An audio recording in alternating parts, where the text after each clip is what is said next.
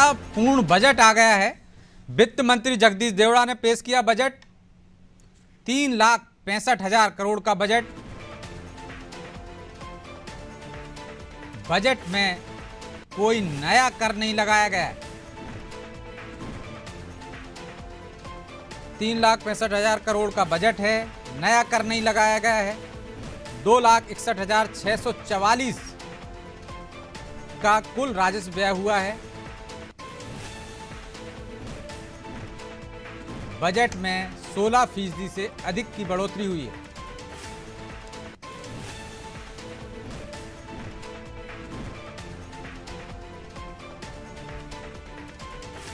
मोहन सरकार का पहला पूर्ण बजट है ये।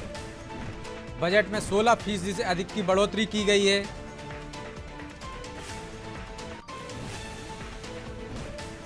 कोई नया कर नहीं लगाया गया है। किसान की आमदनी बढ़ाने पर जोर दिया गया है। किसानों को 0% पर ब्याज दिया जाए, लोन दिया जाएगा 0% ब्याज पर। पुलिस विभाग में 7500 भर्तियां होंगी, 7,500 नई भर्तियां होंगी। युवाओं के लिए भी प्रावधान किया गया है बजट में। पुलिस विभाग में भर्तियां होंगी। स्वास्थ्य विभाग में 46,000 नए पद सृजित किए गए हैं। कॉलेजों में 2,000 नए पद बनाए गए हैं। भविष्य निधि भुगतान ऑनलाइन होगा। कर्मचारियों के लिए भी सौगात दी गई है।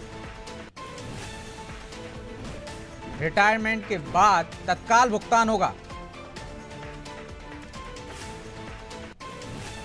कर्मचारी, युवा, किसानों सबके लिए बजट में कुछ न कुछ प्रावधान किया गया है। 5 नए आयुर्वेदिक चिकित्सालय खुलेंगे। बालाघाट, सागर, शहडोल में आयुर्वेद चिकित्सालय खोलने का प्रावधान रखा गया है। नर्मदापुरम, मुरैना में भी आयुर्वेद चिकित्सालय खुलेंगे।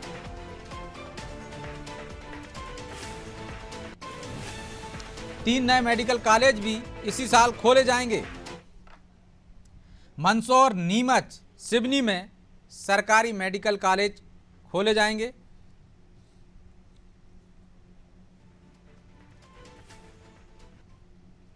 वित्त मंत्री जगदीश देवड़ा ने मोहन सरकार का पहला पूर्ण बजट पेश किया है। इस बजट में सभी वर्गों का ख्याल रखा गया है। सरकारी भर्ती परीक्षाओं की फीस घटाई गई है।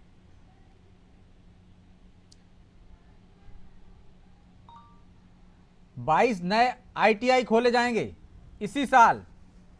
इनसे 5,280 सीटें बढ़ेंगी।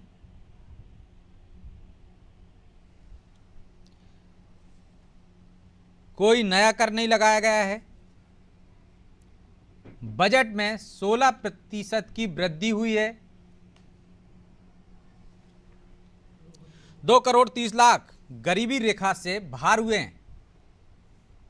OBC अल्पसंख्यकों के लिए 1,700 करोड़ का प्रावधान किया गया है। विधायकों के लिए भी E-ऑफिस खुलेंगे। प्रत्येक विधायक को 5 लाख रुपए दिए जाएंगे। 552 E-बसें चलेंगी प्रदेश के 6 शहरों में।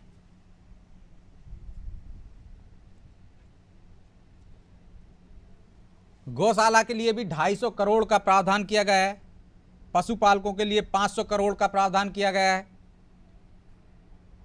अगले साल इन्वेस्टेड समिट होगी। GDP 9.37% बढ़ी है। प्रति व्यक्ति आय में भी इजाफा हुआ है। 11 गुना बढ़ी है प्रति व्यक्ति आय।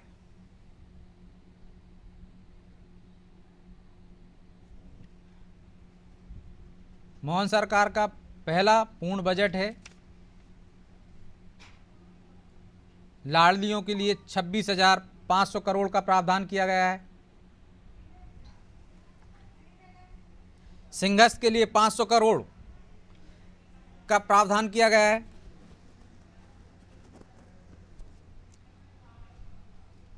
किसानों, युवाओं, महिलाओं से लेकर ओबीसी अल्पसंख्यकों के लिए बजट का प्रावधान किया गया है। एक्सप्रेस वे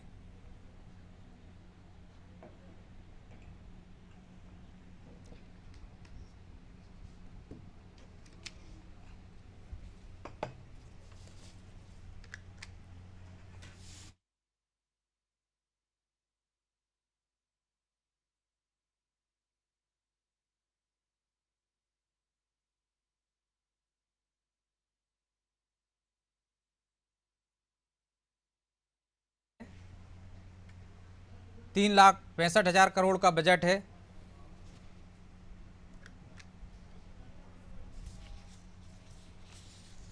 चलिए, तो इसी पर चर्चा के लिए हमारे साथ जुड़ गए हैं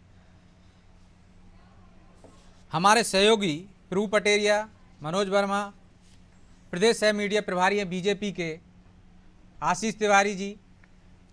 आशीष जी, बहुत बहुत स्वागत है। बजट में सभी का ख्याल रखा गया है, तो इसलिए शुरुआत आपसे ही कर देते हैं। कांग्रेस तो कह रही है कि दिवालिया सरकार का बजट है। प्रदेश अध्यक्ष कह रहे हैं रामायण जैसा वचन पत्र दिखाया था आपने, लेकिन लागू नहीं किया। बच्चे भूखे मर रहे हैं, गरीब आत्महत्या कर रहे हैं, गरीब विरोधी बजट है। देखिए, कांग्रेस की जो आज वर्तमान में स्थिति हो गई है, वो एक ऐसी स्थिति हो गई है कि उसकी दृष्टि में केवल गलत ही गलत दिख रहा है चारों तरफ। उन्होंने अपनी एक मानसिकता बना के रखी हुई है कि हमें कुछ अच्छा देखना ही नहीं है। शायद यही कारण है कि आज जब बजट पेश हो रहा था, उस समय कांग्रेस के विधायक गण, माननीय विधायक गण हंगामा कर रहे थे, आवाजें कर रहे थे और सदन की मर्यादा का उल्लंघन कर रहे थे। तो आज आप देखें, जब एक महत्वपूर्ण विषय पर चर्चा हो रही है, सदन के अंदर एक विषय सामने आ रहा है और एक बजट जैसा महत्वपूर्ण विषय जिसका लाभ एक आम आदमी को मिलने वाला है, और उसमें विपक्ष की भी भूमिका होती है। जब वह जनता के बीच में जाता है तो बजट से क्या क्या उसको मिला है आम आदमी को उसे बताने का एक मौका होता है। तो मुझे ऐसा लगता है कि आज सदन के अंदर जो सदस्यों ने गरिमा को प्रभावित किया है और सदन की मर्यादा को अभी उल्लंघन किया है। साथ ही साथ आज मैं एक बात कहूंगा, 3,65,000 करोड़ का जो बजट माननीय जगदीश देवड़ा जी ने पेश किया, उस बजट में मध्य प्रदेश के अंदर सारी चीजों को समाहित करने का प्रयास किया हमने। एक कर्मचारियों के लिए कि जब वो रिटायरमेंट होंगे तो ऑनलाइन उनका भुगतान तुरंत कर दिया जाएगा। एक बहुत महत्वपूर्ण विषय था कर्मचारियों के लिए, जो हमेशा समस्या रहती थी कि वो कितने समय के बाद में, रिटायरमेंट के बाद उन्हें पेंशन से संबंधित जो उनके फंड मिलते थे वो फंड मिलेंगे।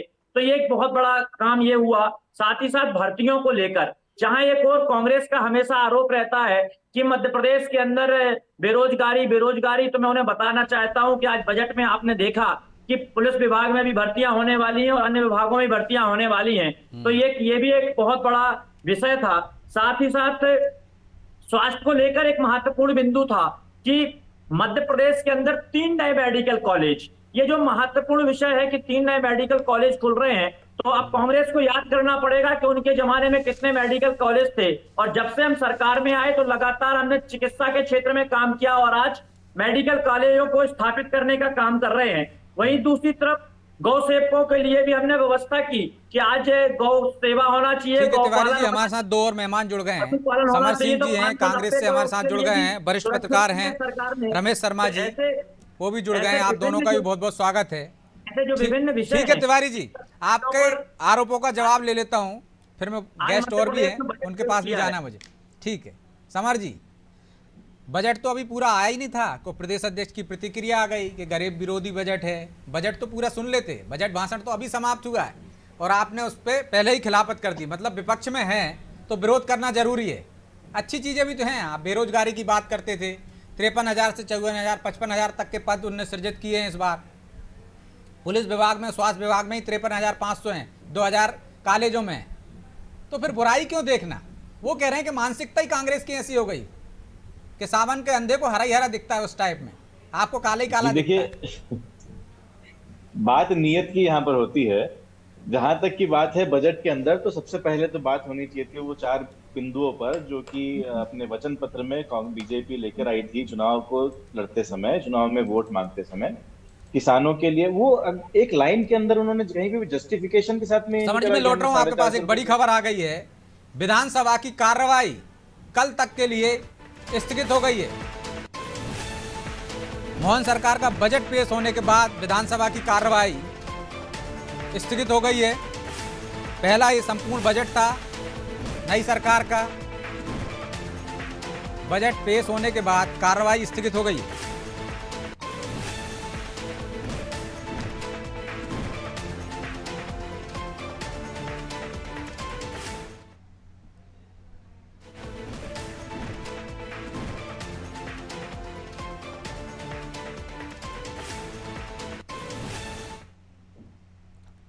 समर जी,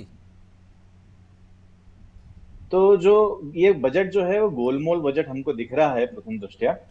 क्लियर इसके अंदर कोई भी जो प्रावधान है, आपने कहा था लाडली बहनों की बात करें, 450 रुपए घरेलू गैस सिलेंडर की बात करें, समर्थन मूल्य की अगर हम बात करें, और युवाओं के रोजगार के लिए एक अच्छा इसमें एक सार्थक बिंदु इसका निकल के आया है कि 7,500 जो पुलिस विभाग के अंदर पद है उसकी हम तारीफ करते हैं। लेकिन इसके अलावा भी 3 लाख जो पद है मध्य प्रदेश के अंदर विभिन्न विभागों में खाली है, उनके लिए कार्य करना चाहिए और सरकार इसको आगे करती है तो ये बहुत अच्छी बात रहेगी युवाओं को दृष्टिगत। लेकिन आपने लाडलियों का जिक्र किया, उसके लिए भी तो प्रावधान है ना 26,500 करोड़ का। सर अगर जो मैंने पढ़ा है उस हिसाब से प्रति 3 माह में 18,000 करोड़ रुपए के आसपास का एक जो बर्डन है वो उसके अपने लाडली बहनाओं को देने के लिए आता है। उसमें हो सकता है कुछ आंकड़ों में मैं गलत हो रहा हूं, लेकिन तो ये शायद 4-5-6 महीने का बजट होगा। क्या 6 महीने बाद ये सरकार उस योजना को बंद कर देगी? पहला सवाल। दूसरा सवाल, ये तीर्थ यात्रा है, इसके अंदर सिंहस्थ को उन्होंने लिया है, इसके अंदर गोपालन का इन्होंने जिक्र करा है। तो ये जितनी चीजें हैं ये पहले से चलती आ रही हैं इसके अंदर जो बजट, लेकिन जो एग्जैक्ट। जी समर जी, लगता है कुछ तकनीकी खामी है। चलिए, खामियां गिनाने की कोशिश तो कर ही रहे थे समर जी, लेकिन रमेश शर्मा जी, पहली प्रतिक्रिया आपकी इस बजट को लेकर। कांग्रेस का तो काम है विरोध करेगी, बीजेपी का काम है कि वो अच्छाई बताएगी, लेकिन सही बात है, बजट पर आप की क्या प्रतिक्रिया है?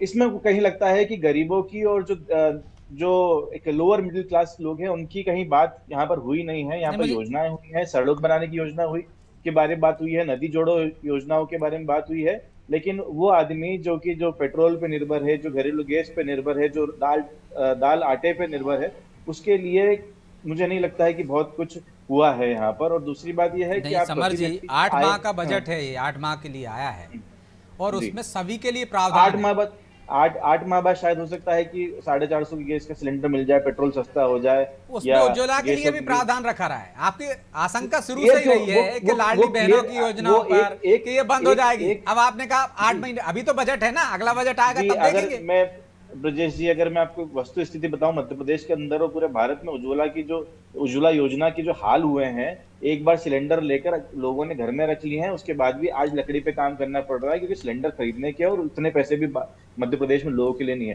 कल की अगर घटना के बाद क्यों महिलाएं वोट दे रही हैं, ये तो आपको विचार करना होगा। चलिए, लौट रहा हूं समर जी, मैं आपके पास गरीब एक प्रतिक्रिया ले लूं, एक बात सबसे, फिर लौट रहा हूं समर जी, एक बार सबसे प्रतिक्रिया ले लेता हूं। एक लाइन मेरी रह गई थी कि कल की घटना है, अलीराजपुर के अंदर गरीबी से परेशान होकर 2-3 साल के बच्चों के साथ फांसी लगा रहे हैं लोग। आदमी का पेट मध्य प्रदेश में पीठ से चिपक गया है। तो ये जितनी भी योजनाएं हैं दिखने में खूबसूरत है, लेकिन इसकी जो वस्तु स्थिति देखा जाए, जो धरातल पे देखा जाए, तो ये एक भयावह चित्र बता रही है मध्य प्रदेश का। तो रमेश जी, सुन पा रहे हैं आप मुझे? जी, मैं सुन रहा हूं आपको। मेरी आवाज आ रही है आपको? जी। बजट पर पहली प्रतिक्रिया आपकी?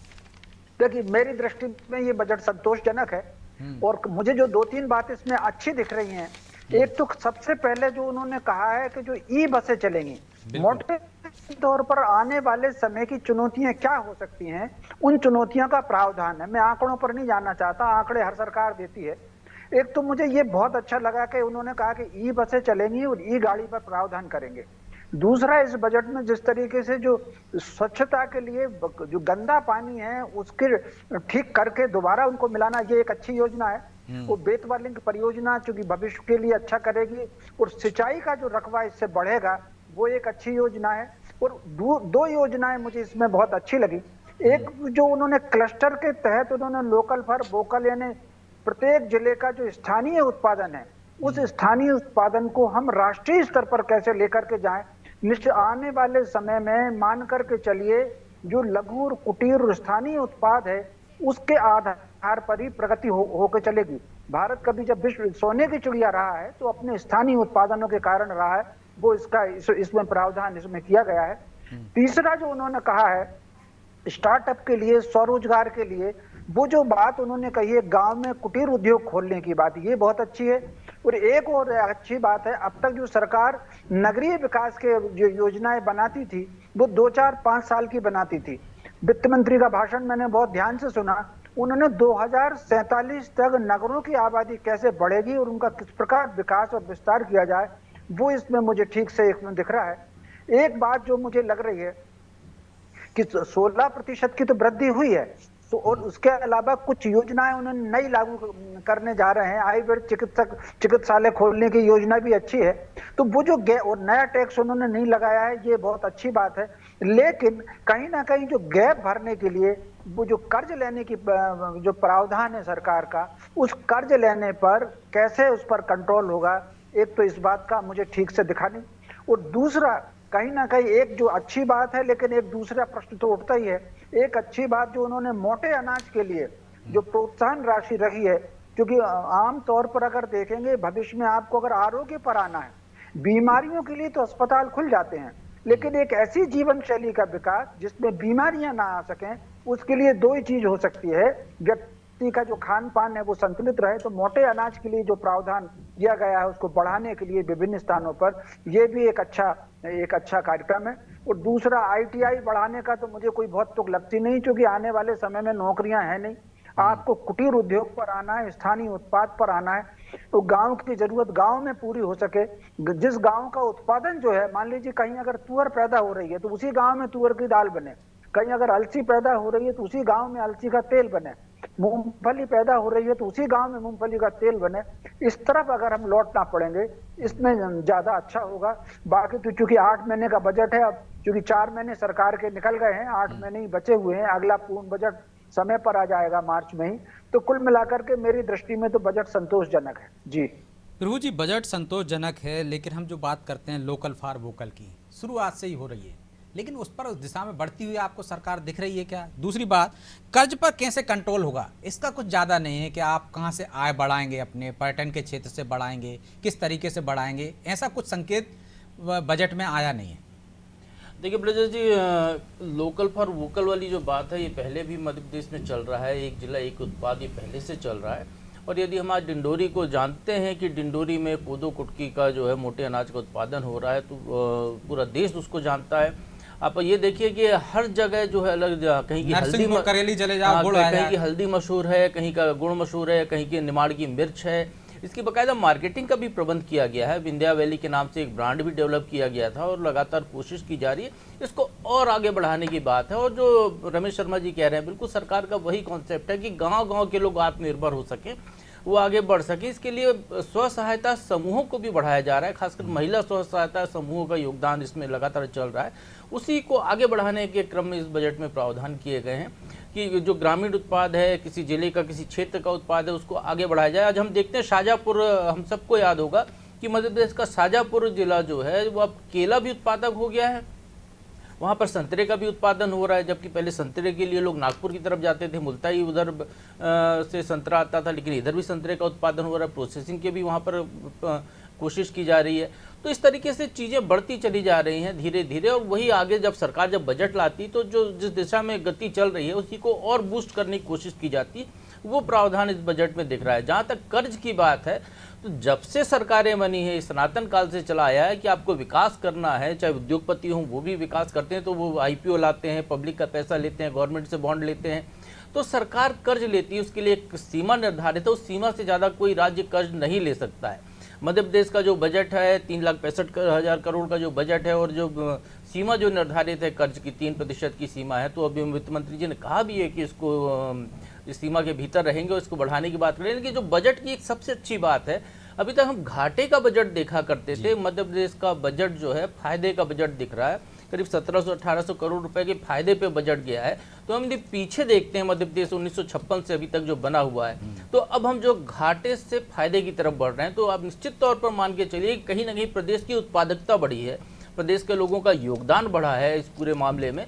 क्योंकि जब जनता की क्रय शक्ति बढ़ेगी तो खरीदारी करेगी, बाजार चलेगी।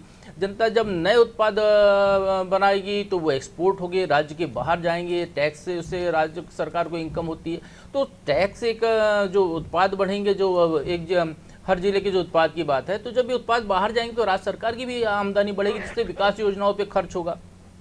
चाहे लाडली बहना योजना की बात करें, सामाजिक सरोकार की योजनाएं चल रही, तो लोगों की स्थिति को कहीं ना कहीं आगे बढ़ाने के लिए ये योजनाएं हैं जिन पर काम चल रहा है। कोई भी सरकार हो, सभी सरकारें जनहित ऐसी योजनाएं लेकर आती हैं। और मुफ्त अनाज तो खैर केंद्र सरकार का भी नियम, केंद्र सरकार ने भी 5 साल के लिए प्रबंध कर दिया है, तो मुफ्त राशन तो गरीबों को मिल ही रहा है। उनको राशन की चिंता से मुक्त हो रहे हैं, वो जो काम कर रहे हैं उससे वो आय बढ़ रही है और कहीं ना कहीं प्रदेश की उत्पादकता में वृद्धि हो रही है। तो ये एक बड़ा इसमें दिखाई दे रहा है। और आप ये देखिए, इसका परिणाम देखिए, राज्य सरकार का बजट जो है 15% बढ़कर आया है। राज्य सरकार जो है हर स्कीम के लिए ज़्यादा प्रावधान करी, कृषि के लिए प्रावधान करी। अभी हम एक क्षेत्र में बहुत पिछड़े हुए थे मध्य प्रदेश में, हम गुजरात को देखते हैं। अमूल एक वहाँ पर कॉन्सेप्ट था, जिस कॉन्सेप्ट पे पूरी दुनिया में अमूल की ब्रांडिंग हो रही है, अमूल का दूध जा रहा है, उसके साथ उसके पैटर्न पे मध्य प्रदेश के किसानों को ले जाने की कोशिश हो रही है। तो उससे 2 फायदे हमको दिखाई देंगे। एक, जो सड़क पर खुला जो जानवर गौवंश घूमता है, वो कहीं ना कहीं किसान उसको जो है, जब उससे उत्पादन होगा तो उसको अपने पास रखेंगे। तो उसके लिए भी सरकार ने करीब जो है अलग अलग 2 स्कीमों में प्रावधान किया है। करीब 800 करोड़ रुपए का प्रावधान इसके लिए किया है कि जो उनके दूध है उसकी मार्केटिंग का प्रबंध किया जाए। वो सांची और अमूल के पैटर्न पर मिलकर एक करने की कोशिश की जा रही है, जिसके लिए अनुबंध भी हो गया है। तो हर तरीके से किसान केवल इस पर कृषि आय पर निर्भर ना हो, उसके साथ सहयोगी आय भी हो। उसके लिए आप देखिए, मछली पालन की बात भी यहाँ पर की गई है, कुक्कुट पालन की भी बात की गई है। तो हर तरीके से किसान की आय बढ़ाने की कोशिश हो रही है। वो मूल जो है प्रदेश का जो है कृषि प्रधान राज्य है, तो कहीं ना कहीं किसान है। जब किसान की आय बढ़ेगी तो पूरा धीरे धीरे सभी की आय में इसमें इजाफा होगा।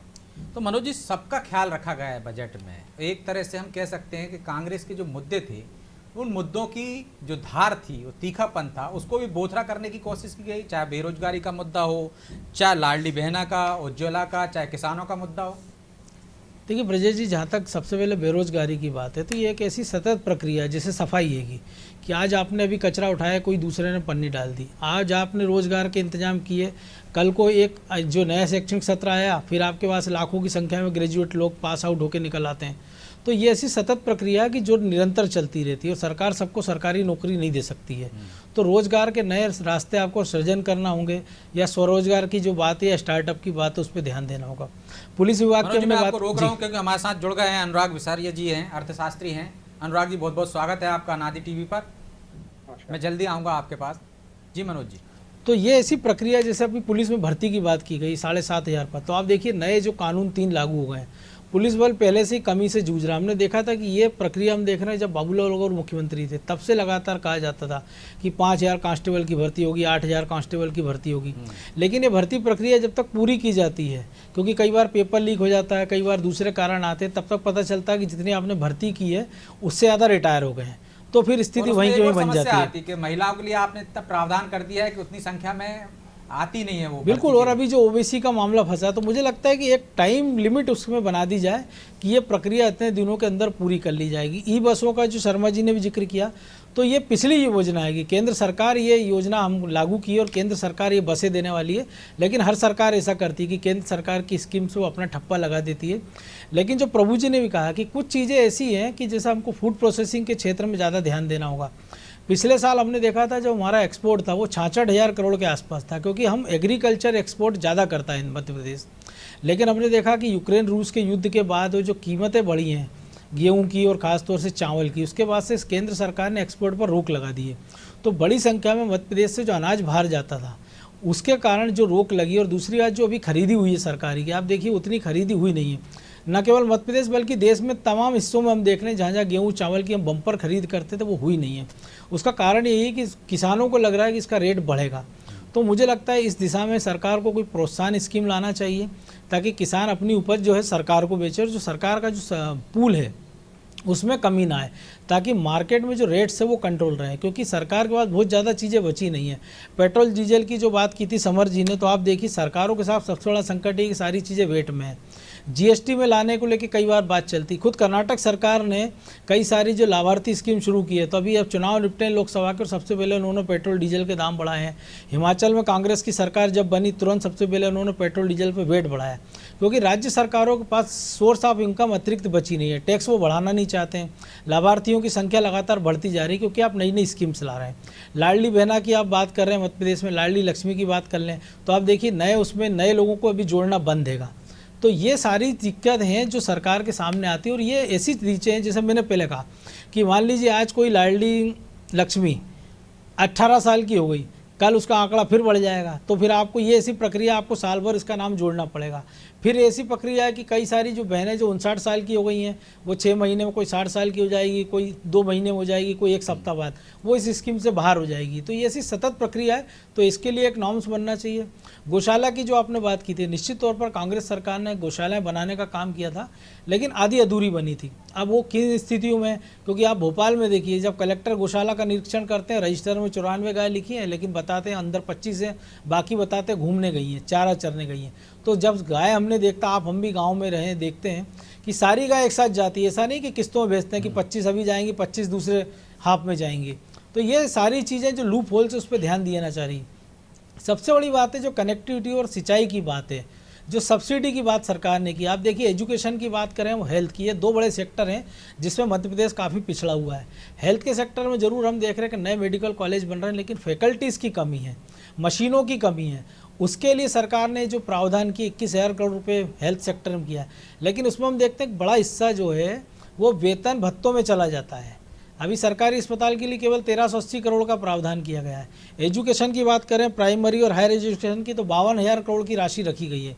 लेकिन इतने बड़े प्रदेश में जितने संसाधन हैं, क्योंकि अभी आप देखिए जो लड़कियों का ड्रॉप आउट है स्कूल का, वो 2% से बढ़ के लगभग 4% हो गया है, यानी बच्चियाँ स्कूल जाने से कतरा रही हैं।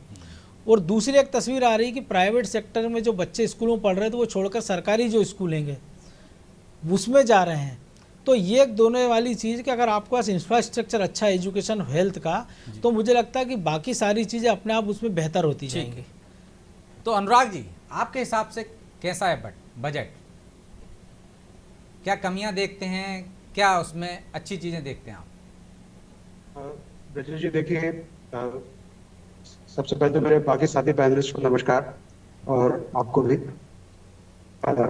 देखिए बनाने की जो एक्सरसाइज होती है, एक तो लेखा जोखा इसका एस्पेक्ट है जिसमें कि आमदनी और व्यय का है, लेकिन जो हमारे पर्सपेक्टिव से इम्पोर्टेंट है कि इसमें पॉलिसी की दिशा क्या देख रही है। पॉलिसी में एक इंक्रीमेंटलिज्म होती है हमेशा कि किसी उम्र में आपने पिछले साल 100 किया तो कहीं तो 5% बढ़ाया, कहीं 10% बढ़ाया। उस नजरिए से अगर देखें तो चूंकि प्रदेश के नए मुखिया हैं तो एक अपेक्षा रहती है कि क्या कोई नई डायरेक्शन आएगा, कोई नई दिशा दिखेगी, ट्रेजेक्ट्री में कोई शिफ्ट होगा कि नहीं। तो ट्रेजेक्ट्री में बहुत मुझे भी शिफ्ट नहीं दिखा, एक इंक्रीमेंटलिज्म की अप्रोच दिखी बजट के अंदर। हाँ, कुछ चीजों पे एम्फेसिस जरूर बढ़ा हुआ दिखा, जिसे हम कहें कि कैपेसिटी बिल्डिंग है, उसमें एम्फेसिस था। आमदनी बढ़ाने का क्या प्रयास रहना चाहिए, उस पर एम्फेसिस था। स्वास्थ्य पे एम्फेसिस दिखा मुझे, और कृषि में चाहे सिंचाई के माध्यम ले लें, मृदा संरक्षण की योजनाएं ले लें, उसमें एक एम्फेसिस जिसमें जरूर है। एक अच्छी बात मुझे ये दिखी कि कई बार एक टेम्पटेशन रहता है कि खर्चे बढ़ाने हैं, एडुकेशन बढ़ाने हैं, तो आप या तो टैक्स बढ़ा दें या ऋण ज्यादा ले लें।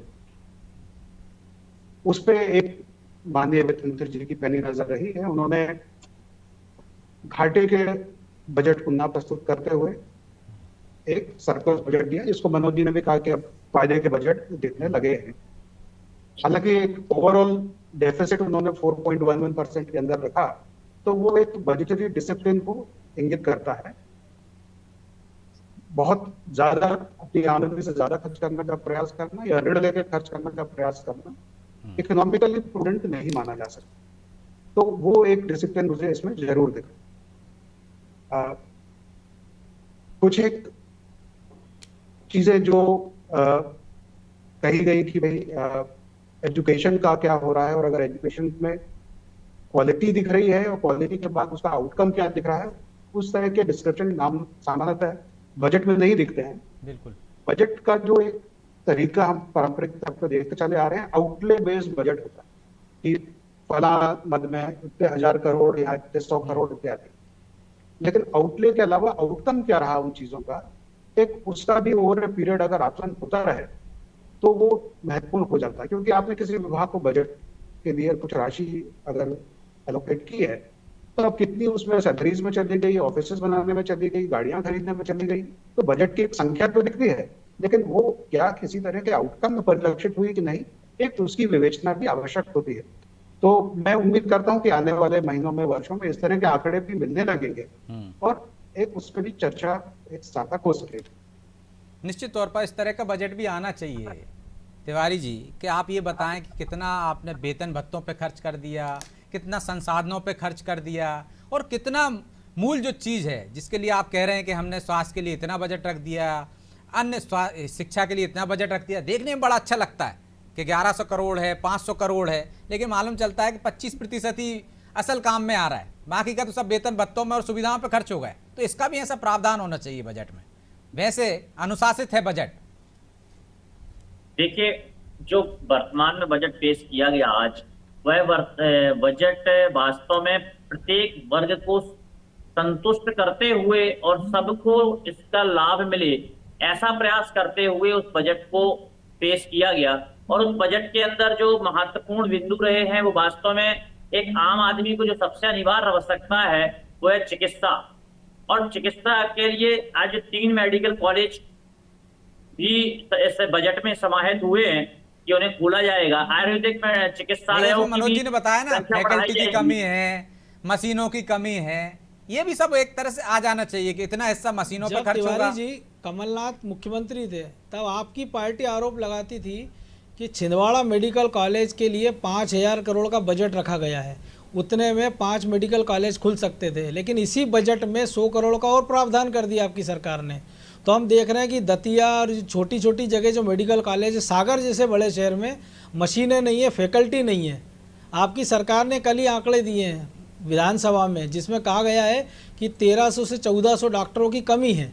तो उसके बावजूद ये फैकल्टी आप नहीं जुटा पा रहे, तो बिल्डिंग बनाने का फ़ायदा क्या है कि जब आपकी एक मंत्री का जिसके कंधे फ्रैक्चर होता है, आपको उसको एयर लिफ्ट करके दिल्ली ले जाना पड़े, तो ऐसे मेडिकल कॉलेज का फ़ायदा क्या है? देखिए, आपने जो बात कही, मध्य प्रदेश ही नहीं, मैं तो ये कहूँगा देश के अंदर डॉक्टरों की कमी रही है और एक लंबे समय तक नहीं, अगर एक मेडिकल कॉलेज में एक साधारण से फ्रैक्चर का इलाज नहीं हो पा रहा है। मध्य प्रदेश के अंदर मध्य प्रदेश की सरकार ने ये सोचा सीधा सवाल है ना तिवारी जी कि आपने बिल्डिंग तो बना दी है, लेकिन वहाँ इलाज नहीं मिल रहा, तो ऐसी बिल्डिंग का क्या काम? डॉक्टरों के बाद में जब डॉक्टर होंगे तब उसके बाद में अन्य चीजें हो पाती हैं। मैंने तो यहाँ तक भी देखा कि एक समय हुआ करता था ग्रामीण क्षेत्रों में डॉक्टर नहीं होते थे, पर आज जो लगातार मेडिकल कॉलेज खुलने के कारण, लगातार स्टूडेंट निकलने के कारण आज मैं ग्रामीण क्षेत्रों में भी डॉक्टर पहुंच रहे हैं और वहां पर भी छोटे छोटे जो चिकित्सालय हैं वो खुले हुए हैं। मेडिकल कॉलेजों में नहीं है डॉक्टर, तो आप ग्रामीण क्षेत्रों का कैसे कह सकते हो? जब मेडिकल कॉलेजों में ऐसी स्थिति है कि फैकल्टी नहीं है, वहाँ आपके एक्सपर्ट डॉक्टर नहीं है, फ्रैक्चर तक का आप इलाज नहीं कर पा रहे हैं, तो फिर ग्रामीणों की दुर्दशा तो आपको पता ही होगी क्या हालात होंगे वहाँ पे। देखिए, उनके उसके लिए भी बजट में व्यवस्था है और आने वाले जो समय में मैं ये कह सकता हूं कि मध्य प्रदेश की सरकार ऐसे गंभीर विषयों को लेकर और अच्छा कुछ करेगी। और अभी तक जो किया गया है उसमें भी आप देखेंगे कि अन्य सरकारों की तुलना में, अन्य राज्यों की सरकारों की तुलना में मध्य प्रदेश में तो 20 साल हो गए महाराज आपको है। और आज बजट में भी ऐसी चीजों को समाहित किया गया है जो सीधे एक आम आदमी को लाभान्वित करती है। लेकिन अब तो आपको बहुत लंबा अरसे हो गया, पिछली सरकारों का रोना कब तक रोते रहेंगे? 20 साल हो गए। देखिए, हम सरकार में जब आए थे उस समय मध्य प्रदेश की स्थिति क्या थी? 5 से 6 मेडिकल कॉलेज होते थे। आज मध्य प्रदेश के अंदर मेडिकल कॉलेजों की संख्या बढ़ी, मशीनरी बढ़ी और शिक्षा और चिकित्सा दोनों पे सरकार ने काम किया। जब आज काम किया तब हम आज इस स्थिति पे आ पाए हैं कि प्रति व्यक्ति आय बढ़ी है और लोगों को केवल अन्य चीजों को भी देने की जो क्षमता थी, जैसे पीएम आवास योजना की यदि हम बात कर लें तो 4000 करोड़ का बजट इसमें रखा गया है, तो आज मध्य प्रदेश के अंदर पीएम आवास भी बने, 50 करोड़ तीर्थ दर्शन योजना के लिए भी रखे गए। तो ऐसी सारी चीजों को समाहित करने का काम किया है। वहीं दूसरी तरफ एक बात और है, 2 करोड़ 3 लाख गरीबी रेखा से बाहर हुए हैं लोग, तो ये भी एक महत्वपूर्ण बिंदु है कि मध्य प्रदेश के अंदर समृद्धि तो आई है, लोगों के जीवन स्तर में बढ़ोतरी हुई है। तो लगातार मध्य प्रदेश अपने क्षेत्र में काम कर रहा है, और साथ ही साथ मध्य प्रदेश का जो पिछड़ा क्षेत्र कहलाता था, समर जी कह रहे थे कि फिर भी आप हाल ही में किस तरह से लोग आत्महत्या कर रहे हैं, बजट में पूरी करने का जो प्रावधान है, तिवारी तो जी, आने वाला जो समय जब होगा, आप कह रहे हैं उसमें 2,30,000 लोग गरीबी अच्छा रेखा से महत्व बाहर होगा। आ गए हैं, तो गरीबी की वजह से, आर्थिक तंगी की वजह से लोग सुसाइड क्यों कर रहे हैं? सामूहिक रूप से पूरा परिवार आत्महत्या क्यों कर रहा है? अंदर जो सुसाइड होती है उसके कई अन्य कारण भी होते हैं, और जब तक उसका मूल कारण निकल कर नहीं आ पाए, तो मुझे ऐसा लगता है उस पर बोलना उचित नहीं होगा। ठीक, तो समर जी, पहले से परिस्थितियां बेहतर हुई हैं आपके शासनकाल से, क्या हालात थे मध्य प्रदेश के और अब कहां पहुंच गए? वो कह रहे हैं 2,30,000 लोग गरीबी रेखा से बाहर निकाल दिए हमने, मेडिकल कॉलेज बढ़ा दिए, डॉक्टर बढ़ा दिए, शिक्षा के क्षेत्र में काम हुआ है। नहीं, बिल्कुल बढ़ाने पड़ेंगे। अगर आप ऐसा कहते हैं कि इतने मेडिकल कॉलेज, इतने डॉक्टर बढ़ाए हैं, तो उसी अनुपात में 20 साल के अंदर मेरे ख्याल से जनसंख्या भी प्रदेश की बढ़ी है। दूसरी बात यह है कि जितनी भी आप योजनाएं लेके आए हैं, ठीक है, बजट से मेरे सभी साथी यहाँ पर संतुष्ट और संतोषजनक बजट लग रहा है सभी को, लेकिन यहाँ पर मुख्य मुद्दा ये आता है कि जो कहना और जो डिलीवरी है, उसके अंदर बहुत डिफरेंस यहाँ पर देखने को हमेशा मिलता है। क्योंकि आप देखिए कि अभी जैसे हमारे साथी ने बताया कि एक वेतन और भत्तों में पैसा चले जाएगा, फिर यहाँ पर लीकेजेस हैं। यहाँ पर मैं देखा हूँ कि मैंने कल एक रोड देखी है, रोड के ऊपर एक डिवाइडर के ऊपर एक रेडियम बनाने का वो था, उसका एक जो ठेकेदार था जो रेडियम लगा रहा था, उसने बोला सर कि इसका टेंडर हो जाता है और कोई देखने नहीं आता है कि कितने फीट हमने रोल खरीदा है जो रेडियम लगता है उसका। तो बहुत छोटे स्तर, मतलब सुई से लेकर एरोप्लेन और हवाई जहाज तक में एक जो गुंजाइश है एक भ्रष्टाचार की, उसको एक चेक करने का, उस पर लगाम लगाने की बहुत आवश्यकता है। और जितनी बातें इनके द्वारा की जा रही है, जो बजट ये लेके आए हैं, उसको धरातल पर उतारने की जरूरत है, उसको एक मूल स्वरूप देने की जरूरत है। हाँ समर जी, मेरा एक सवाल है कि आपको बजट पेश करना होता तो आप कैसा बजट लाते? थोड़ा सा उसका खाका भी खींच दें। यदि बजट ये बहुत ही ज्यादा बेकार है तो आपका बजट कैसा होता? आप एक पर्सनल मुझसे बीइंग अ पर्सन पूछ रहे हैं कि पार्टी के हिसाब से पूछ रहे हैं? हाँ, पार्टी के प्रवक्ता की हैसियत से बैठे हुए हैं। नहीं, लेकिन नहीं, मैं क्योंकि मैं अभी उस पद पे कभी पहुंचा नहीं, मैंने कभी उस पर कोई चर्चा करी नहीं पार्टी से, तो मैं उसको नहीं बता पाऊंगा। जब तक उनसे राय मशवरा पार्टी का तो रुख होगा कि हम ये ऐसा बजट होना चाहिए, गरीबों के लिए क्या होना चाहिए। आप कह रहे हैं गरीब विरोधी बजट है, आपके अध्यक्ष कह रहे हैं, तो क्या कमी रह गई है उसमें? वो कमियां भी तो विपक्ष को बताना चाहिए ना, कमियां ताकि उसमें सुधार हो सके। जी, कमियां ये हैं कि जो अंतिम व्यक्ति है इस पूरी हायरार्की का, उस तक उस लाभ को पहुंचना चाहिए। और जो ये आत्महत्याएं हो रही हैं, जो लोग बेरोजगार घूम रहे हैं, लेकिन वो दावा करते हैं कि आपके शासनकाल में 1 रुपए में से 15 पैसे पहुंचता था, हमारे शासनकाल में तो पूरा पहुंच रहा है। 50% की भ्रष्टाचार की सरकार, ऐसे ही नहीं बोल रहे लोग।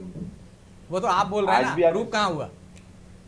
तो इन्होंने भी तो बोला, ये प्रूफ कर दें कि एक में। वो तो राजीव गांधी ने कहा था, ऐसा ही नहीं किसी नेता ने कहा है कि 50% ही जाता है हमारे, हम भेजते हैं। उस समय के नेता बोलने में भी ईमानदार थे। हो सकता है बीजेपी की किसी नेता में इतनी क्षमता ना हो कि वो बोल सके कि हम भ्रष्टाचार करते हैं 50% का।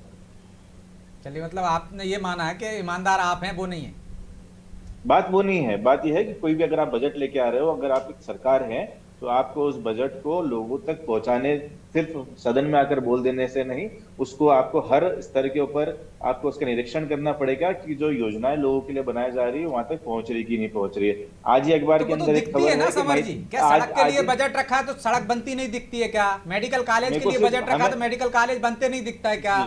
जी बिल्कुल दिखता है। बस बात यही है कि मेडिकल कॉलेज का एक जो अर्थ है वो है स्वास्थ्य से जुड़ी सेवा है वो, लेकिन आप भवन बना के रख देंगे और वहां से भी लोग अगर बड़े शहरों की तरफ अगर उनको रेफर करना पड़ रहा है तो उस भवन की कोई उपलब्धता नहीं है, उपयोगिता नहीं है। अगर ऐसे ही देखें, आपने अगर आप इंफ्रास्ट्रक्चरल डेवलपमेंट की बात कर रहे हैं, आपने बड़ा सा स्कूल बना दिया है, लेकिन वहां पर अच्छे टीचर नहीं है, एक ही कक्ष में 5-5 कक्षाएं लग रही है, तो उस इतने बड़े भवन का कोई औचित्य नहीं है। तो यह पहले मूलभूत समस्याओं को आदमी को देखना पड़ेगा। और आप हमेशा से, बहुत सारे लोग कहते हैं कि 5 किलो राशन मिल रहा है। आप मुझे बताइए कि 5 किलो राशन में से 2 किलो गेहूं, 2 किलो बाजरा, जो भी इनको मिलता है, कौन पीस के देता है इस 2 किलो अनाज को आज की तारीख में?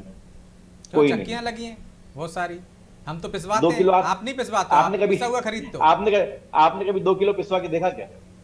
हाँ, मैंने 2 किलो भी पिसवा लेता हूँ, 5 किलो भी पिसवा लेता हूँ, क्योंकि सर, मेरा परिवार पीसने छोटा वाला है। खुद मना कर देता है। समर जी, वो पीसने 5 वाला किलो खुद मना कर प्रति देता है। व्यक्ति है, 5 किलो प्रति व्यक्ति। एक दिन किसी झुग्गी बस्ती में चले जाइए, जिन राशन लेते हैं, आप देखिए कितना राशन आता है, बिकता है ठेले पे, लोग खरीदने के लिए आप घूम एक रहे बार हैं उसको आज की तारीख। देखिए। मैं वही इसीलिए पूछ अब रहा आप था देखिए, आपसे कि आपका आप बजट स्वयं- का आप खाका स्व- क्या होगा, आप ये स्व- बता दीजिए, आप इसलिए मैं स्वयं पूछ रहा था आप स्वयं आपसे। ही बोल रहे हैं कि बिकने लग जाता है वो जी।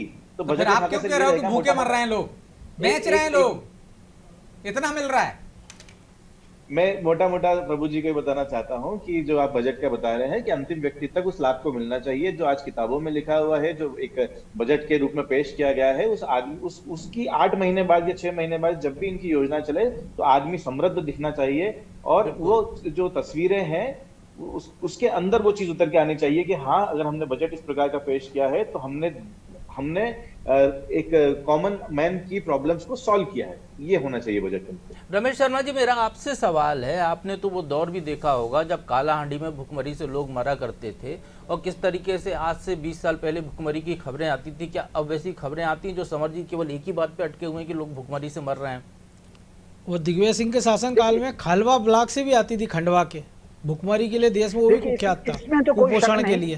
कि इसमें तो कोई शक नहीं कि भुखमरी से होने वाली मौतों में भारी कमी आई हुई है, और उसका सबसे बड़ा कारण ये जो अनाज दिया जा रहा आराम है, समझ। इस अनाज से लोग खा भी रहे हैं और उसको इतना ज्यादा मिल रहा है, उसको बेच भी रहे हैं। क्योंकि एक परिवार में अगर 5 लोग हैं, उनका गांव का राशन कार्ड 5 का बना हुआ है, 2 लोग शहर में मजदूरी कर रहे हैं, तब भी वो राशन कार्ड 5 का ही मिल रहा है, वो आधा बिक रहा है। तो गरीबी या भुखमरी के कारण मौतों में भारी कमी आई है। लेकिन मैं व्यक्तिगत तौर पर गरीबी के कारण और भूख के कारण अगर कोई आत्महत्या करता है, उसके लिए किसी सरकार को जिम्मेदार नहीं मानता, वो कांग्रेस की हो या भाजपा की हो। ये मैंने कई बार कहा है कि चींटी से लेकर हाथी तक इतने प्राणी हैं, अपने पेट भरने की व्यवस्था सब कर लेते हैं। आखिर क्यों मनुष्य जिसको कोई जाति नीति हुई है वो सरकार के भरोसे बैठा हुआ, क्यों आप अपना रोजगार दूरी नहीं करते? एक छोटा सा उदाहरण देता हूँ। एक 12 साल का लड़का पाकिस्तान से आया शरणार्थी के रूप में, उस तांगा चला के जिंदगी शुरू की, शादी हो गई, पत्नी मसाले कूटती थी, वो बेचता था। आज एशिया का सबसे बड़ा मसाले का व्यापार है। खुद तुम करिए, भक्ति ने दिए, हाथ पैर दिए, सरकार के भरोसे कब तक बैठे रहोगे? सरकार से जो हमको अपेक्षा होनी चाहिए उसकी झलक मुझे इस बजट में दिख रही है। आने वाले प्रदूषण से मुक्ति, मुझे केवल एक चीज की जो कमी दिख रही है बजट में, कि उन्होंने गौशालाओं के लिए तो प्रावधान कर रहे हैं, लेकिन चरनोई की जमीन का प्रावधान होना चाहिए। जो जंगल उजड़ रहे हैं, आप गांव वालों को कह दीजिए, जैसे बीच में वन की योजना उन्होंने लागू की थी कि बंजर जमीन पर आप वन लगाइए। लेकिन शर्मा जी, अब गांव में चरनोई की भूमि बची कहाँ है? वो तो पहले ही पट्टे में दे चुके हैं दिग्विजय सिंह शासन काल में। भूमि बची नहीं। गांव जाके देखिए, गांव में चरनोई की भूमि नहीं बची अब। हाँ, वही मैं कह रहा हूँ कि चरनोई की भूमि बची नहीं, तो ये गौ माता तो सड़क पर आएगी। तो वो चरनोई की भूमि कैसे विकास हो? जो उजड़े हुए वन हो सकते हैं, जो तलहटी हो सकती है, या नदियों का आर्द्र क्षेत्र हो सकता है। नदियों का आर्द्र क्षेत्र जिस पर की अतिक्रमण हो रहे हैं, उसको हटा करके वहां पर अगर चरनोई की जमीन व्यवस्था की जा सकती है, तो कहीं ना कहीं वो जो चरनोई वाला हिस्सा था, उजड़े हुए वनों को बसाना हो, बंजर जमीन को बसाना हो, ये नदियों के किनारे जो आर्द्र क्षेत्र है, जो कि मिट्टी को कंट्रोल करता है, जो जली नदी के वाटर लेवल को ठीक करता है, उस तरफ सरकार को थोड़ा सा और ध्यान देना चाहिए। जी, लेकिन वहां तो माफिया ने कब्जा कर लिया नदियों के किनारे। निश्चित रूप से नदियों पर इतना अतिक्रमण हो रहा है। और मैं इस बात के बिल्कुल सहमत हूं जो राजीव गांधी जी ने कहा था कि 1 रुपए में से 85 पहुंचता है, 85 रास्ते में रुक जाता है। वो कहीं ना कहीं रास्ते में रुकता ही है, उस पर कोई कंट्रोल लगा नहीं है। आप मुझे बताइए, इतना सारा प्रशासन होता है, उसके बाद कैसे अतिक्रमण हो रहे हैं?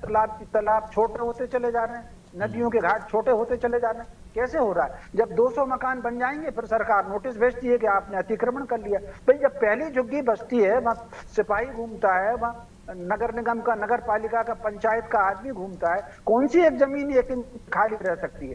तो कहीं ना कहीं, और जब राजधानी में सरकार के नाक के नीचे ये सब कुछ हो रहा है, तो दूर दराज की बात ही अलग है। इसके लिए तो सरकारी जिम्मेदारी ना रमेश शर्मा जी, मुख्यमंत्री जो रहे चाहे पहले रहे हों जिनने झुग्गियां बसाने के लिए जिनको श्रेय दिया जाता है भोपाल में, चाहे वो रहे हों या बाद वाले मुख्यमंत्री जो अभी रहे हों, वो तो ये कहते हैं जहाँ जमीन दिखे वहाँ पे आप झुग्गी मकान बना लो, हम पट्टे देंगे, हम आपको मकान बनाने का पैसा देंगे। झुग्गियां तनती चली जाती हैं और बाद में वो नगर निगम उनको हटाने चला जाता है, फिर वो वोट बैंक हो जाती है। क्योंकि चुनाव आते हैं तो नेताओं का स्वर दूसरा होता है, चुनाव गुजरने के बाद दूसरा स्वर हो जाता है।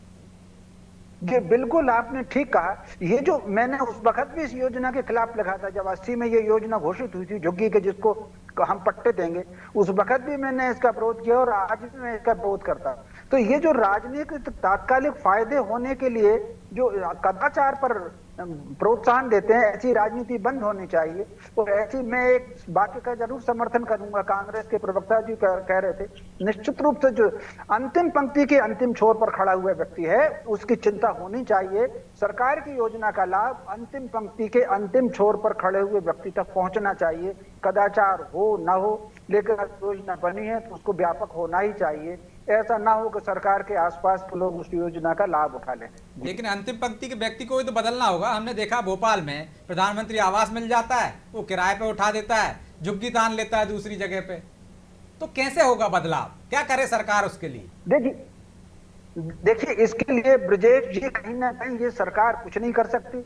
इस पर कहीं ना कहीं समाज का जो नैतिकता का वातावरण है, नैतिकता के वातावरण में आना चाहिए। समाज में स्वत्व की जागरण होना चाहिए, दहशत से मुक्ति होनी चाहिए। नौकर बना करके रोटी खाना ही अंग्रेजों ने योजना बनाई थी। हमारे यहाँ जिसको आज सब लोग कहते हैं जन्म के साथ रोजगार की गारंटी होती थी। तो कहीं ना कहीं जो स्वत्व है, भारत की अपनी सांस्कृतिक महत्वपूर्ण है, भारत की अपनी जो जीवन शैली है, भारत की अपनी आरोग्य की है, आजीविका की शैली है, पर्यावरण का संरक्षण की जो शैली है, उस तरफ जिस दिन समाज में जागृति होगी उस दिन मैं समझता हूँ लाभ होगा। एक और बात के मैं देना चाहता हूँ, अपनी कैसे मानसिकता हो गई सरकार समाज की कि या उसको सरकार से तबेल चाहिए तस्तरी में रखा हुआ, या कहीं किसी धर्म को पहुंच जाएगी, उसका अपना प्रसाद लेकर के उसका पानी पी करके अपनी इच्छाएं पूरी करना चाहते। अपने पुरुषार्थ पर, अपने परिश्रम पर, अपनी आयोजना पर समाज को भरोसा क्यों नहीं है? कहीं ना कहीं समाज में इस बात की जागृति आना चाहिए। हम अपने पुरुषार्थ पर, भगवान जी ने बुद्धि को आंखें दी है, पंच इंद्रियां हैं, पंच कर्मेंद्रियां हैं, 22 गुणसूत्र हैं, मन है, उसके आधार पर हम अपना प्रयोग नहीं कर सकते हैं। लेकिन इसमें भी तो सब कुछ राजनीति आड़े आ जाती है शर्मा जी। तो समर जी, कुछ ऐसे मामले हैं कि जिनमें जागरूकता लानी चाहिए, आपको सरकार का सपोर्ट करना चाहिए कि भाई अतिक्रमण हो रहा है, लेकिन यदि अतिक्रमण हटाने सरकारी अमला जाता है तो विपक्ष के नेता भी खड़े हो जाते हैं कि नहीं हटाइए। कुछ तो सकारात्मक होगा, तब तो भला होगा देश का। मैं वही बात करता हूं कि अतिक्रमण एक गलत चीज है, लेकिन आप देखिए कि अगर एक परिवार वहां पर रह रहा है तो या तो उसकी एक सब्स्टिट्यूटरी आपको एक व्यवस्था करनी पड़ेगी। 42-43 डिग्री सेल्सियस के अंदर हमने अभी देखा कि राजस्थान के अंदर घरों को तोड़ दिया गया, बच्चे, बूढ़े, जवान, लड़कियां ये रोड पर आ गए, अब खुले में सो रहे थे। घुसपैठियों वाला मामला था भाई, आप उसको ऐसे क्यों जोड़ रहे हैं? कोई दूसरे देश के आके घुस जाए और झुग्गी बना के तान के रह जाए, उनके साथ भी ऐसी सहानुभूति होनी चाहिए। मैं हिंदू परिवारों की बात कर रहा हूं, अगर आपको यकीन ना हो तो वो हिंदू हो चाहे मुस्लिम हो, लेकिन वो घुसपैठियों वाला मामला था, ये आपको भी पता है। मैं हिंदू परिवारों की बात कर रहा हूं, ठीक है, क्योंकि वो हिंदू परिवार थे और उनके साथ में भी ऐसा हुआ। तो क्या उन महिलाओं के साथ में अगर बाद में बलात्कार होता है, वो बच्चे अगर भूख से, प्यास से, गर्मी से मर जाते तो जिम्मेदारी। तो पहले तो ये है कि अगर आप मध्य प्रदेश में थे, आप राजस्थान पहुंच गए, उनके साथ रेप हो गया। आपको एक भोपाल का उदाहरण देता हूँ समर भाई, आपकी जो नगर निगम की नेता प्रतिपक्ष है, जब भोपाल में अतिक्रमण हटने जाता है वो पुलिस पर पथराव करती है, 3 बार 4 बार चक्का जाम कर देती है। और कल जब नगर निगम की परिषद की बैठक होती है तो सबसे ज्यादा वही कहती है कि भोपाल में अतिक्रमण हो रहा है। पहली बात तो सर यह है कि तो मॉरल एजुकेशन पर सरकार को भी आप फिर बहुत जोर देना चाहिए कि हम बोलते थे अभी तक कीप योर हाउस क्लीन, लेकिन हाउस क्लीन के बाद में उस कचरे को फेंकना कहाँ था? हमने हमारे बच्चों को सिखाया, उन्होंने बाहर ही फेंक दिया। उसके बाद में हमको स्वच्छ भारत अभियान जैसे एक पहलों को करना पड़ा। तो पहली बात तो यह है कि हमको एक मॉरल एजुकेशन के ऊपर भी सरकार को बजट में कुछ लेके आना चाहिए कि हम आज आप रोड क्रॉस करने की बात करें, आज आप ट्रैफिक रूल्स की बात करें, तो आदमी के अंदर क्या ट्रैफिक का सेंस ही नहीं है, कैसे भी मुड़ जाते हैं। तो उसके अंदर होने वाली दुर्घटनाओं के लिए हो सकता है उसमें उनकी जान भी चली जाए। तो अगर सरकार चाहती है कि समरूपी तरीके से, तो शर्मा जी कह रहे हैं सब कुछ सरकार नहीं कर सकती है ना, हमें भी अपने नैतिक दायित्व का निर्वहन करना पड़ेगा, हमें भी अपने बच्चों को सिखाना पड़ेगा सड़क पर कैसे चलना चाहिए, स्वच्छता पहले के ही मामले में परिवार- बताना जी, पड़ेगा कि कचरा बाहर नहीं जी। फेंकना चाहिए, सरकार के साथ सहयोग मतलब करना अपना घर पड़ेगा साफ ना। करके बाहर ना फेंके। जी बिल्कुल सर, सरकार के साथ सहयोग करे ना करे, घर में सिखाए। और जहां पर ऐसी कोई व्यवस्था है जहां पर वो लोग या फिर जो माता पिता उस बौद्धिक स्तर के नहीं हो या समझते नहीं हो कि किस प्रकार से करना चाहिए, तो उनके लिए संस्थाओं के माध्यम से और स्कूलों के माध्यम से उन चीजों को लाना चाहिए। मेरे ख्याल से पिछली बार हमने जब बात करी तो रामायण और महाभारत को इसमें अपने पाठ्यक्रम में लेने की बात करी थी। तो सरकार चाहे तो एक सुझाव हमारी तरफ से भी ये है कि इन चीजों को भी उसके अंदर मॉरल एजुकेशन के अंदर ले, क्योंकि मैं खुद पढ़ के मॉरल एजुकेशन का पार्ट यहाँ तक प्राइमरी आया हूँ। स्कूल की किताबों में शुरू से चला आ रहा है। हाँ, पहले तो बकायदा बता एक दी- नायक हर वाचन सैटरडे किताब को होती थी। आप नैतिक देखिए, मैं शिक्षा आपको का पाठ बताता हूँ, पढ़ाया जाता था। मैं आपको बता देता हूँ कि ट्रैफिक रूल्स की जो बात है वो किसी भी आप सीबीएसई या एमपी बोर्ड किसी किताबों में नहीं लिखी है। अगर आप हो तो मुझे बताएं, ठीक है। तो बहुत सारी चीजें हो सकता है कि उन्होंने प्रयास तो किया ये हो तो कभी आपके ही भी, दौर में बदलाव तो देखा हुआ। जाए। हमने तो नैतिक शिक्षा का पाठ भी पढ़ा है उसी सरकारी स्कूलों में, हर सैटरडे को होता था। तिवारी जी, लेकिन जो लूप होल हैं वो भी खत्म करना चाहिए। चाहे चरनोई की भूमि का मामला हो, लाना चाहिए। पशु आएंगे ही सड़क पर, आप जंगलों पे कब्जा कर लेंगे तो जंगली जानवर हैं, चाहे बाघ हों चाहे तेंदुए हों, वो शहरों में आएंगे ही।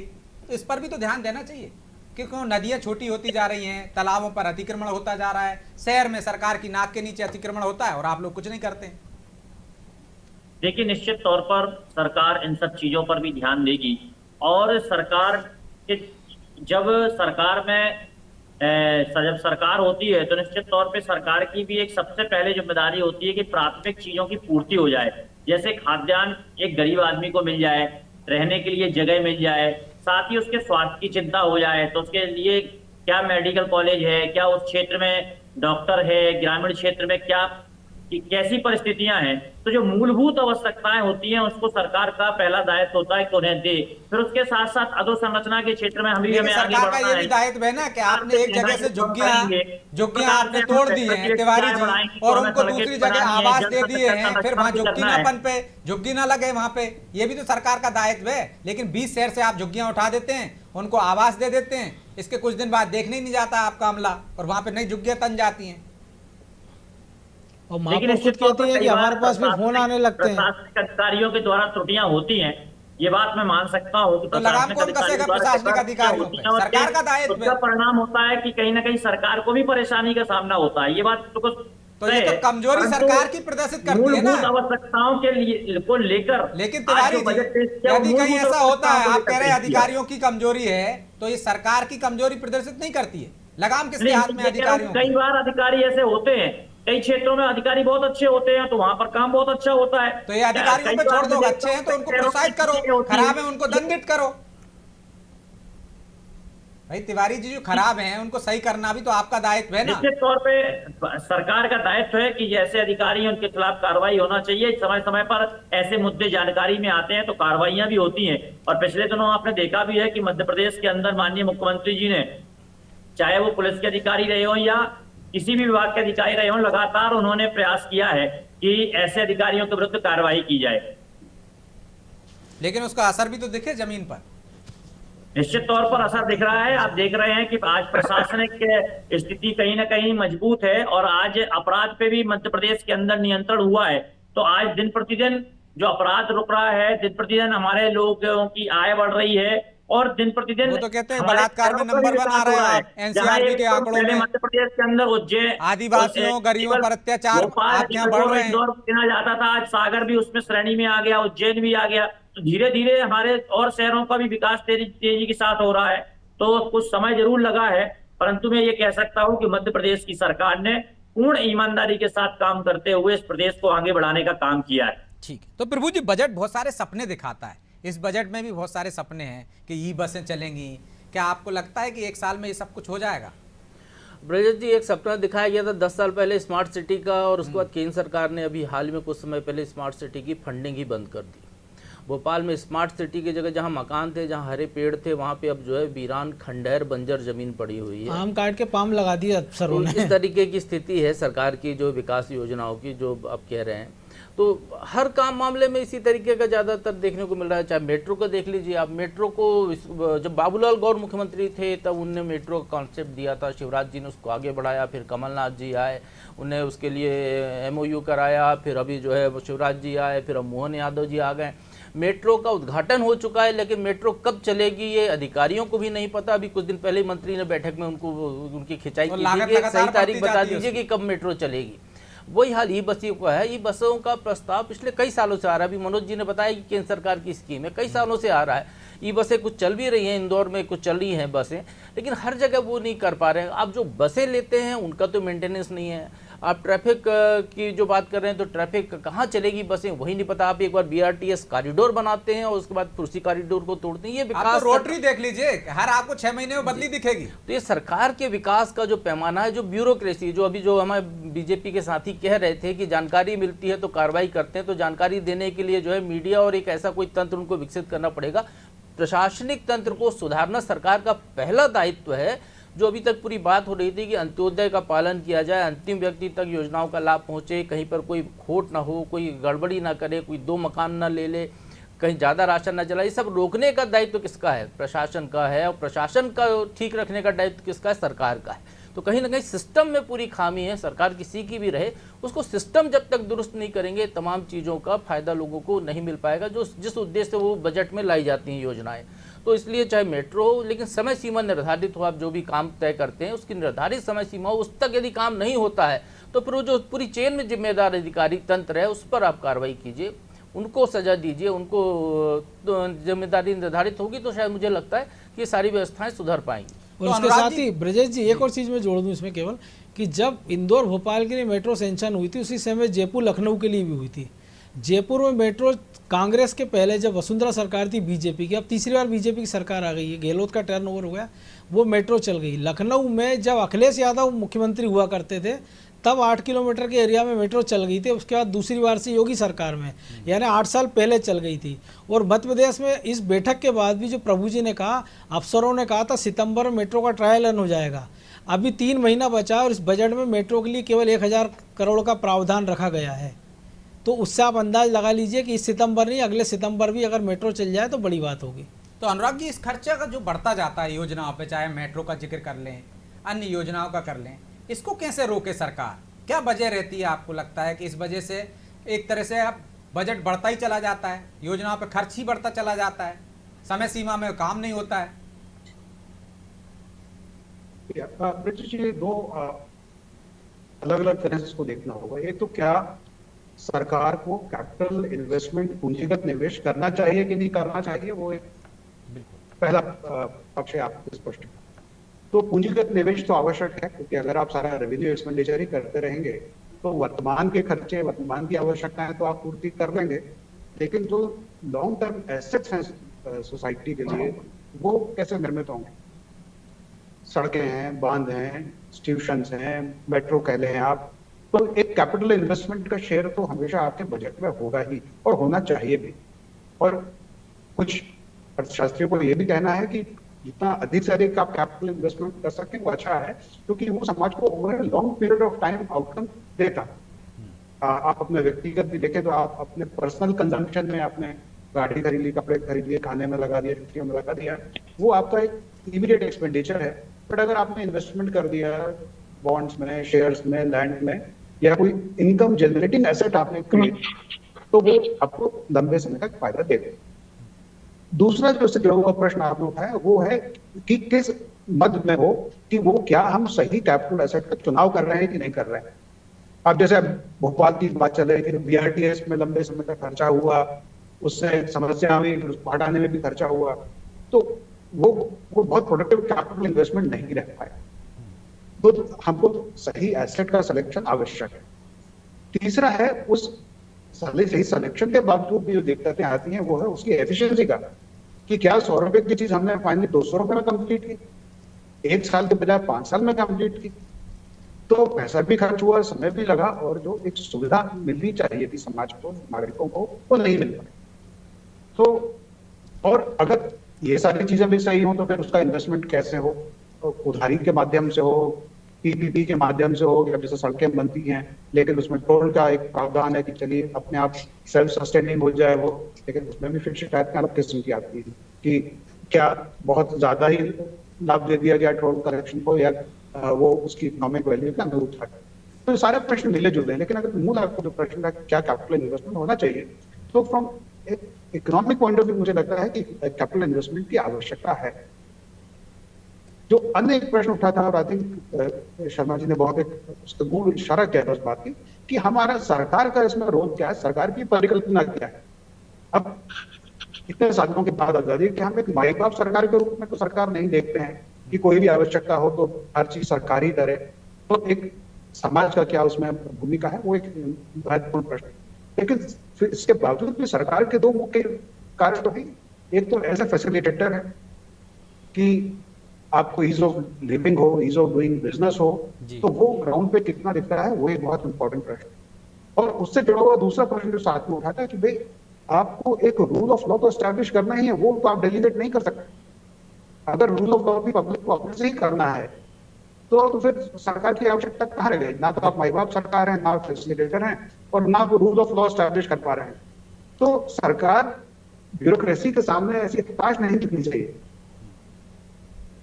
तो हम तो यही चाहते हैं कि सरकार इस बजट का बेहतर उपयोग करे। बहरहाल समय इजाज़त नहीं देता, इसलिए चर्चा को यहीं विराम देना होगा। आप सभी का बहुत बहुत धन्यवाद। तो बजट अच्छा आया है, पहली बार फ़ायदे का बजट आया है। बजट संतुलित है, युवाओं को, महिलाओं को, बेरोजगारों को, सबका ख्याल रखा गया है। लेकिन धरातल पर ये उतर जाए तो निश्चित तौर पर प्रदेश का भला होगा, और उम्मीद भी यही की जा सकती है कि जैसा बजट आया है वैसा ही ज़मीनी स्तर पर भी उसका पालन हो जाए, तो सोने पर सुहागा होगा। बहरहाल हमारा बजट में आज इतना ही। मुझे दीजिए इजाज़त, और आप देखते रहिए अनादि टीवी। नमस्कार। क्या हुआ?